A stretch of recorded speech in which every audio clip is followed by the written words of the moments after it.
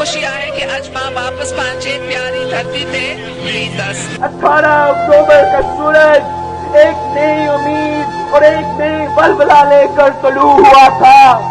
شہید محترمہ بے نظیر بھٹو سالوں کی جلا وطنی کے بعد اپنے وطن اور اپنے عوام کے پاس آ رہی تھی.